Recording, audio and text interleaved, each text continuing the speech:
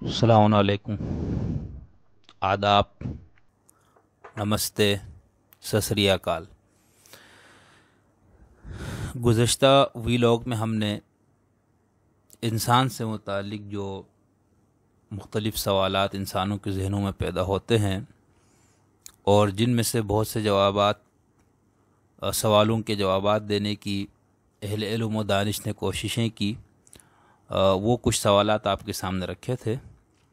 آج کی اس ویڈیو میں آپ کے سامنے ماورائے کائنات سے متعلق کچھ سوالات پیش کیے جائیں گے۔ مابعد الطبیعاتی سوالات، حقیقت یعنی ریالٹی کی ماہیت اور اس کے ڈھانچے سے متعلق سوالات مابعد الطبیعاتی سوالات کہلاتے ہیں۔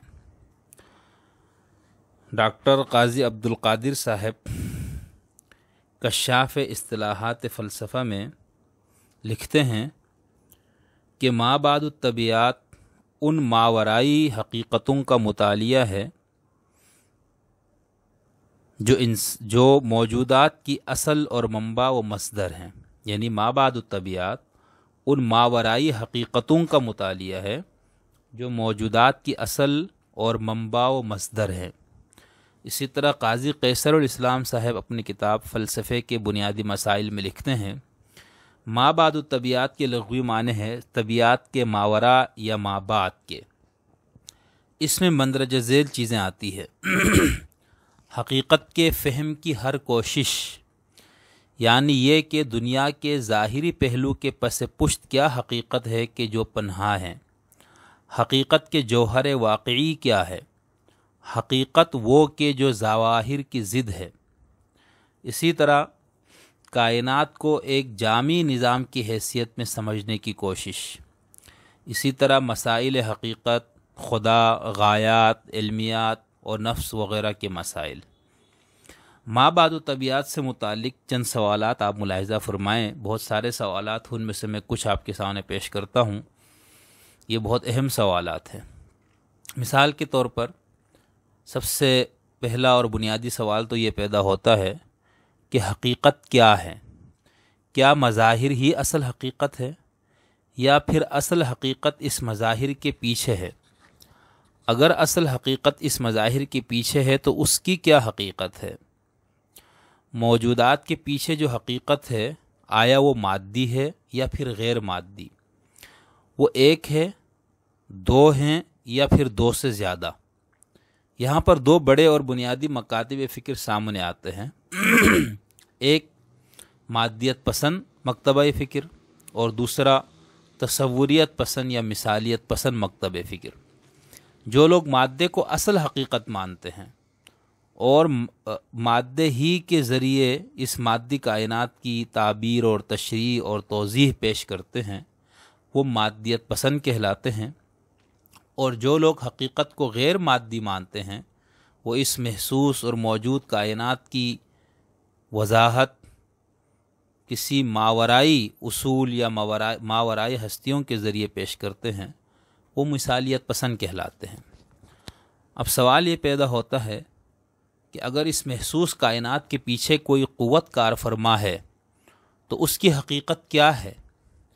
کوئی باشعور قوت ہے یا پھر بے شعور اور اندھی بحری فطرت؟ اگر کوئی باشعور ہستی ہے تو وہ ایک ہے، دو ہے یا پھر متعدد؟ اس ہستی یا ان ہستیوں کی اپنی اصل حقیقت کیا ہے؟ اگر کوئی ہستی یا ہستیاں ہیں تو کائنات کا ان سے کیا تعلق ہے؟ کیا وہ ہستی یا ہستیاں اس کائنات سے ماورا ہیں یا پھر اس کائنات میں جاری و ساری؟ یہ کائنات اس یا ان ہستیوں کی تخلیق کا نتیجہ ہے یا پھر صدور اور فیض کا، یا پھر یہ ارتقاء کا نتیجہ ہے؟ یہ کائنات میں اس یا ان ہستیوں کا کوئی عمل دخل ہے یا پھر اس مادی کائنات کو کچھ قوانین بنا کر ان قوانین کے حوالے کر دیا گیا ہے اور اب ان میں کوئی تبدیلی نہیں ہوگی؟ اب یہ سوال بھی پیدا ہوتا ہے کہ یہ اس یا ان ہستیوں نے قوانین تو بنائے ہیں مگر ان کی مرضی جب وہ چاہیں ان قوانین کو توڑ دے؟ یعنی یہ سوال ہے. یا پھر کوئی قوانین ہی نہیں ہے، بس جس طرح اس ہستی یا ان ہستیوں کی مشیت ہے اسی طرح سے یہ سلسلہ کائنات چل رہا ہے. یعنی کوئی قوانین نہیں ہے، بس یہ سب سلسلہ ان ہستیوں یا اس ہستی مطلق کی مشیت پر منحصر ہے. اسی طرح اگر مبدأ کائنات ایک ہے تو اس کی حقیقت کیا ہے؟ مادے کو مبدأ کائنات تسلیم کرنے والے، جیسے میں نے آپ کو پہلے بتایا، مادیت پسند کہلاتے ہیں. ٹھیک ہے، کیا محض مادے کو مبدأ کائنات تسلیم کرنے سے حیات و کائنات سے متعلق انسان کی جو سوالات ہیں کیا ان کے تشفی بخش جوابات مل جاتے ہیں؟ اس صورت میں یعنی اگر ہم مادے کو ہی حتمی اور فائنل حقیقت مانیں، واحد حقیقت، خود مادہ کی حقیقت سے متعلق یعنی اس مادے سے متعلق بہت سارے سوالات جنم لیتے ہیں، اور ان کے جوابات بھی اہل دانش نے دینے کی کوشش کی، اور اس کوشش میں ان کے اندر بھی بڑے شدید اختلافات واقع ہوئے. اسی طرح تصوریت کی روح سے مبدأ کائنات کوئی نفس، ذہن، روح یا خدا ہے. کیا اس تصور کے ماننے سے حیات و کائنات سے متعلق سوالات کے تشفی بخش جوابات مل جاتے ہیں؟ اگر ہم یہ مان لیں، اس صورت میں یعنی اگر یہ مانا جائے کہ کوئی نفس ہے، کوئی مائنڈ ہے، کوئی ذہن ہے، کوئی روح ہے یا کوئی خدا ہے، یعنی وہ ایک ایبسلوٹ حقیقت ہے، ایک ہی حقیقت جو اس کائنات کے پیچھے کار فرما ہے، اگر یہ مان لیا جائے تو پھر اس کے بارے میں بھی، اس کی حقیقت کے بارے میں بھی بے شمار سوالات پیدا ہو جاتے ہیں، اور ان سوالات کے جوابات میں تصوریت پسندوں میں بھی شدید اختلافات رونما ہوا ہے. اسی طرح مبدأ کائنات کی حیثیت اگر دو ہستیوں کو حاصل ہیں تو اس کو ثنویت کہا جاتا ہے. ثنویت کی اصطلاح در حقیقت مبدأ کائنات کی توضیح و تشریح کے لیے بھی استعمال ہوتی ہے. اس لحاظ سے یعنی جب ہم لفظ ثنویت کو یا اس اصطلاح کو کائنات کی مبدأ سے متعلق استعمال کریں تو مادہ اور روح یا مادہ اور نفس اس سے مراد لیا جاتا ہے. ٹھیک ہے، دو چیزیں، آخری فائنل حقیقت میں دو چیزیں شامل ہیں. تو پھر کیا مادہ اور نفس دو الگ الگ صداقتیں ہیں؟ یہ سوال پیدا ہوتا ہے. کیا ثنویت کو تسلیم کر لینے سے حیات و کائنات سے متعلق انسان کے سوالات کے تشفی بخش جوابات مل جاتے ہیں؟ مبدأ کائنات کے حوالے سے اگر ثنویت کو تسلیم کیا جائے تو اس پر بھی بے شمار سوالات جنم لیتے ہیں. یہ نہیں کہ اس سے آپ کی جان چھوٹ جائے گی، نہیں، یہاں پر بھی سوالات پیدا ہوں گے.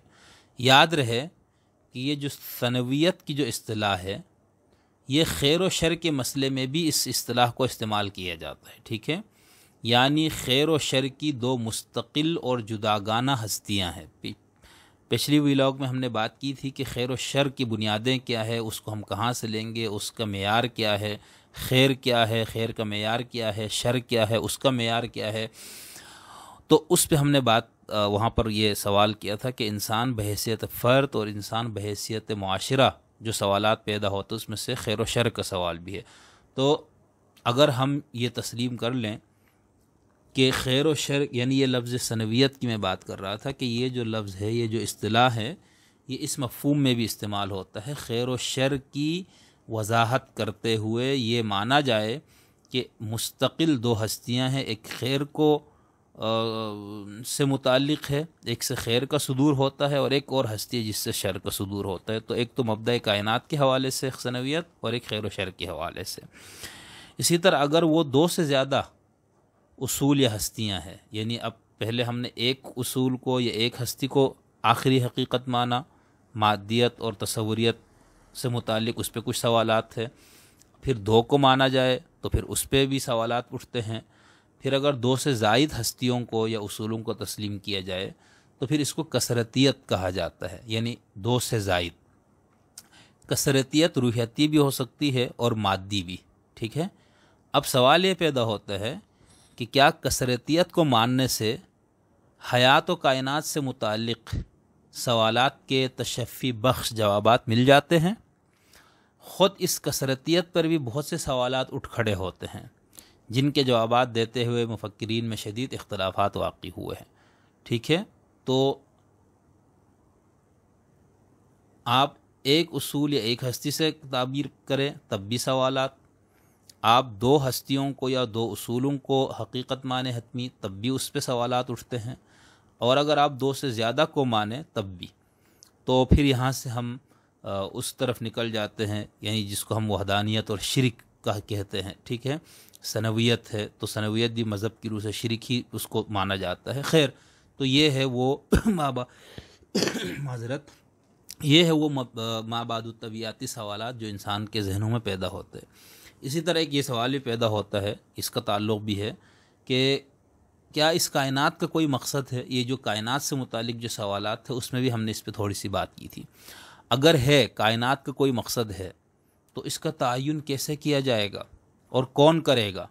کیا اس کائنات کو ابدیت حاصل ہے یا پھر ایک خاص وقت میں یہ سب کچھ ختم کر دیا جائے گا، یا یہ سلسلہ خود بہت ختم ہو جائے گا؟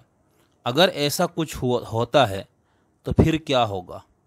انسان کا اسی طرح یہ سوال بھی پیدا ہوتا ہے کہ انسان کا اس کائنات کے ساتھ کیا تعلق ہے.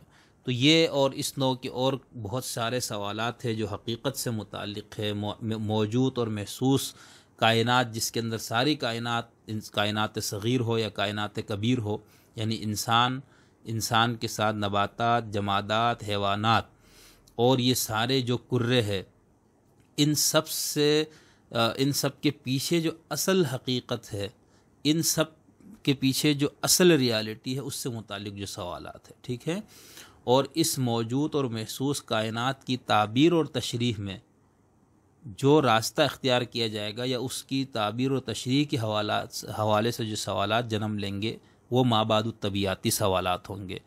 کچھ لوگوں نے مابعد الطبیعات کا بالکل ہی انکار کر دیا ہے، کچھ کا خیال ہے کہ اس بحث میں پڑھنا ہی بیکار ہے، کیونکہ انسان کے پاس تو کوئی ایسا ذریعہ ہے ہی نہیں جس سے وہ ان مابعد الطبیعاتی سوالات کا جواب دیں.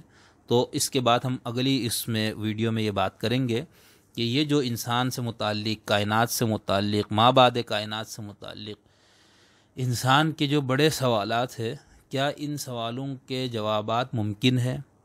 اگر ممکن ہے تو پھر اہل علم نے اس حوالے سے کیا گفتگو کی ہے، نظریہ علم جس کو کہا جاتا ہے، اس سے متعلق کیا سوالات ہیں، اس پہ تھوڑی سی بات کریں گے.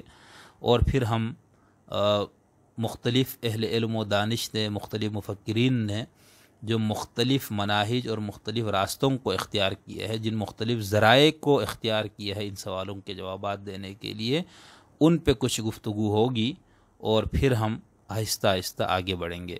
امید ہے آپ میرے ساتھ رہیں گے اور مجھے آپ کے مفید مشوروں کا انتظار رہے گا. آپ کی تنقید کا بھی خیر مقدم کیا جائے گا، اور آپ کے اگر کوئی بات ہماری غلط ہے یا ہمیں کوئی بات سمجھنے یا سمجھانے میں ہم نے کوئی غلطی کی ہے تو آپ ہماری اصلاح فرمائے.